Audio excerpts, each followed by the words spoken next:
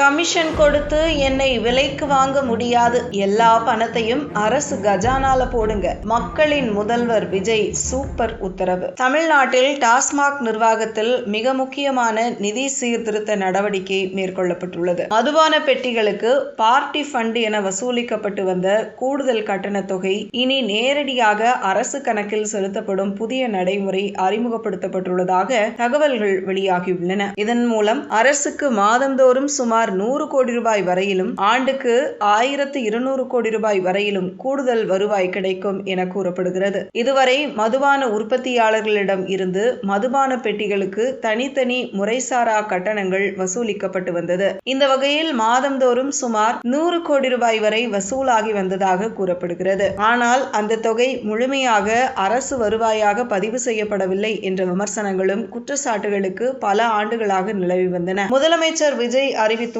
புதிய நடைமுறையின் கீழ் இந்த கட்டணங்கள் அனைத்தும் அதிகாரப்பூர்வமாக அரசு கணக்கில் செலுத்தப்படும் வகையில் மாற்றம் செய்யப்பட்டுள்ளதாக தகவல்கள் தெரிவிக்கின்றன. இதன் மூலம் இதுவரை கண்காணிப்புக்கு அப்பால் இருந்ததாக கூறப்படும் நிதி முற்றிலும் கட்டுப்பாட்டுக்குள் கொண்டு வரப்பட உள்ளது. அரசு தரப்பில் கணக்கிடப்பட்டுள்ள மதிப்பீட்டின்படி இந்த மாற்றம் மூலம் மாதந்தோறும் 100 கோடி ரூபாய் வரை கூடுதல் வருவாய் கிடைக்கும். ஆண்டு முழுவதும் பார்க்கும்போது 1200 கோடி ரூபாய் வரையிலான கூடுதல் வருவாய் அரசின் கஜானாவில் சேரும் வாய்ப்பு உருவாகியுள்ளது. நிதி வசூல் முறையில் மாற்றம் மட்டுமின்றி டாஸ்மாக் நிர்வாகத்திலும் தாவேக அரசு பல்வேறு சீர்திருத்த நடவடிக்கைகளை மேற்கொள்ள உள்ளதாக கூறப்படுகிறது.